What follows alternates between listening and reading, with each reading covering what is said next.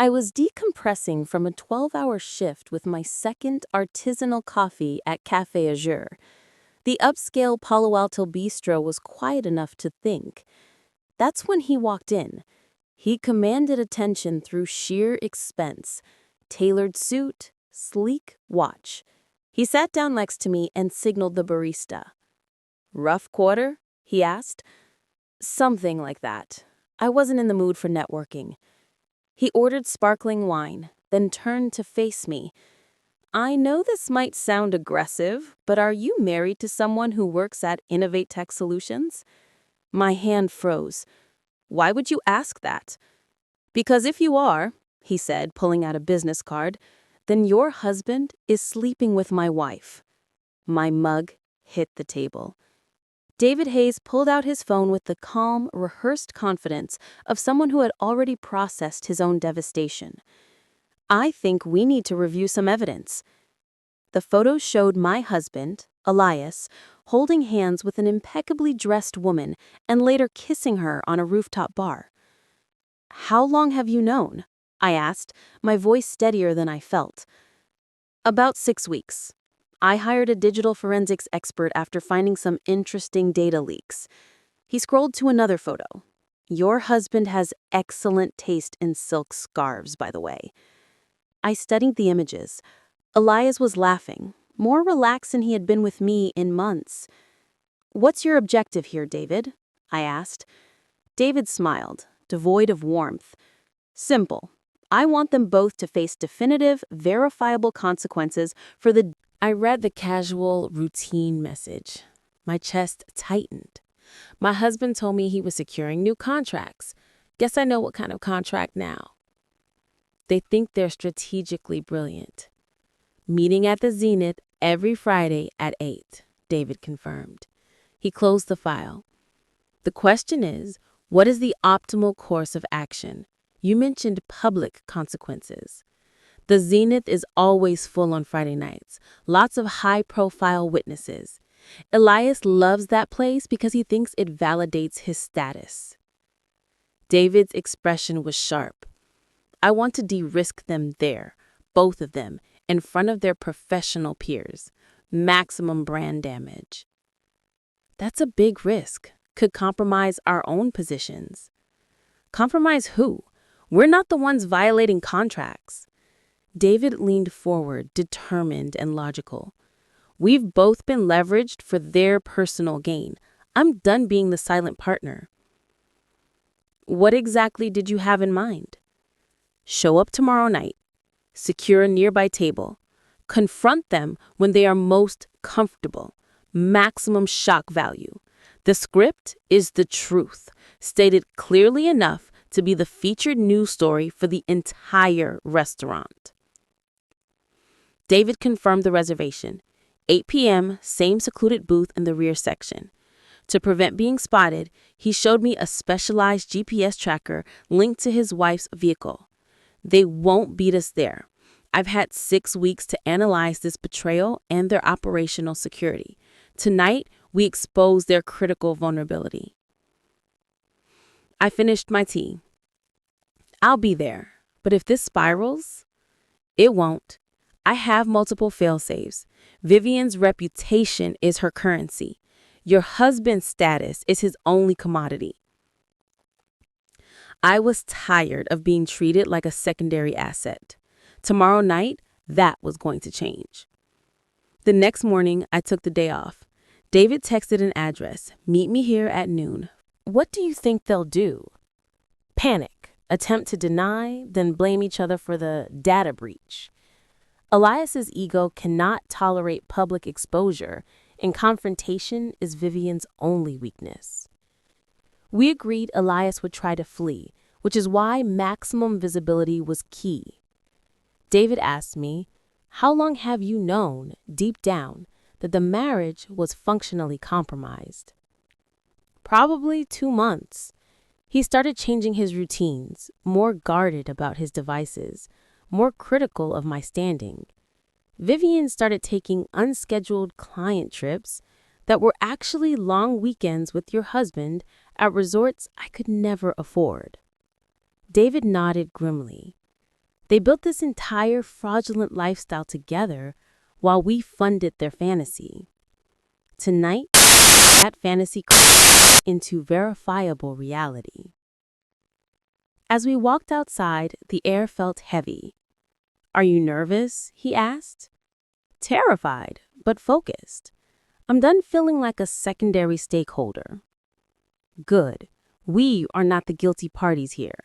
We're just refusing to be victims of their operational failure anymore."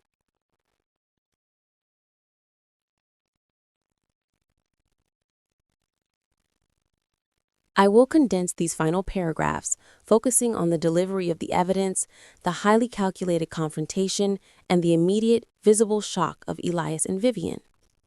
Before we parted, David handed me an encrypted thumb drive containing photos, emails, and financial records. "If the public confrontation fails, you'll need this for your counsel. I don't leave structural integrity to chance." I drove home, feeling like I was carrying proof of my life's systemic failure, but also executing a strategic takeover. At 6:30 p.m., I put on my most professional evening dress, resolved to make some noise. I arrived at the Zenith at 7:42 p.m. The full valet line promised witnesses. Vivian's luxury sedan confirmed they were inside. The hostess led me to our elevated table. David was seated, impeccable, maintaining pretense. From my seat, I had a perfect view of their booth. Elias was wearing the bespoke jacket, looking smug and completely absorbed in Vivian, who was polished, predatory, and leaning in close. I ordered a vodka martini, very dry. I watched Elias accept wine from Vivian. "What is going on? Why are you here?" Vivian demanded. "Great question," David said, sliding into the booth next to Vivian, trapping her. "Why don't you introduce me to your financial analyst?" "Allow me to facilitate," I continued, extending my hand to Vivian. "I'm his wife. You must be the woman who's been funding my husband's wardrobe using your corporate expense account." Vivian stammered about a sensitive negotiation.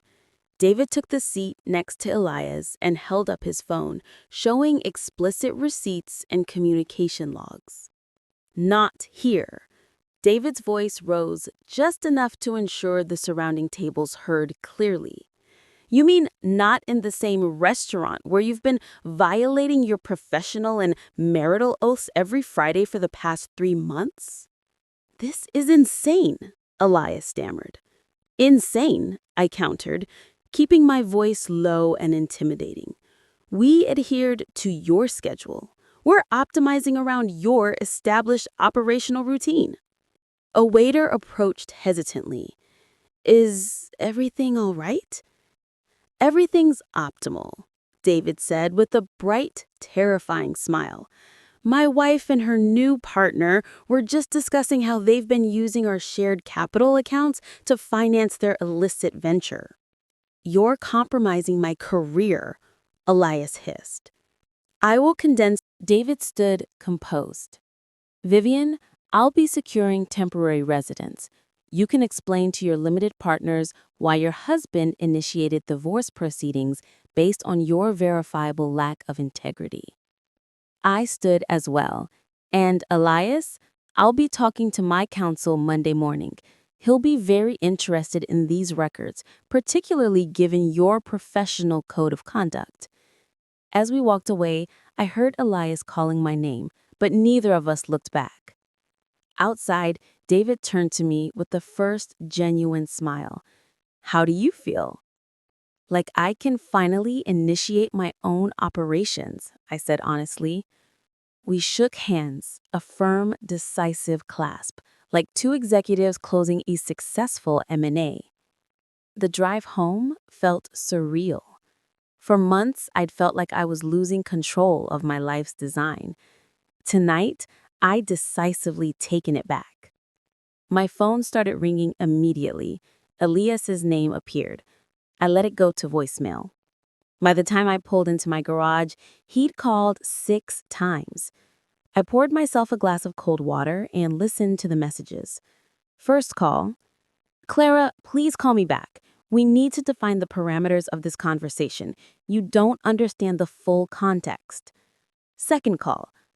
I know you're upset, but making a scene like that was completely reckless. We are both professionals. We should handle this with discretion. Third call. Crying, mostly incoherent. Something about being sorry and agreeing to a full asset review. Fourth call. You had no right to compromise my image like that in public, in front of all those peers. I never thought you could be so ruthless. Fifth call. Anger now, telling me I was pathetic for colluding with that. So our marriage was merely risk-averse? He avoided my gaze. When was the last time you really analyzed my personal growth? When was the last time you gave me a stable baseline to engage with? I countered. You optimized harder with her. Finally, he asked, what is the next phase? Are you filing for divorce? Affirmative. Could we try mediation first? Salvage any equity? Are you professionally and emotionally committed to her? The question hung between us. He opened his mouth, then looked away. That's my answer. Stop saying it's not that simple. Everything about this is simple. You are committed to another woman. You lied for months. You spent our capital on her. You publicly humiliated me. Those are facts, not complicated feelings. Walking away from 15 years of shared assets? That's a major liability. Elias pleaded. You already made that decision, I replied. I'm just acknowledging reality. My phone buzzed with David's text. Local news channel is running a ticker about executive confrontation at the Zenith. I showed Elias. His face went ashen. This is a catastrophe for my career. Maybe. I'm decisive, not ruthless. What did you mean then? He asked. You thought you could maximize both, a stable marriage and an exciting side venture. You thought I was too clueless to notice. He stood up. I'm going to find temporary. We raised our bottles. To never being anyone's fool again, I toasted. It was the first honest conversation I'd had in months. Do you ever regret the public disclosure? David asked. No. They humiliated us privately. They deserved to face consequences publicly. Besides, it worked. Elias's reputation is shot, and Vivian had to find a new role because everyone at Horizon Capital knew about the ethical breach. David nodded. Turns out cheating on your husband with the client contact reflects poorly on company values. Good. Actions have consequences. Speaking of consequences, have you heard from your ex at all? She texted me last month asking if I wanted to strategize over coffee. I declined. Elias and Vivian terminated their affair quickly once it lost its forbidden thrill and financial reward. Shocking, I said to David. Their connection was built on opportunistic gain. Vivian even suggested they reestablish the partnership, prompting David to tell her the ship hadn't just sailed. It had initiated self-destruct and scattered its components across the deep ocean floor. We ate in comfortable silence. What's next for you, Clara? David asked. Starting my own design consulting firm. Elias always said it was too high risk, but his counsel was unreliable. David was planning to pursue an advanced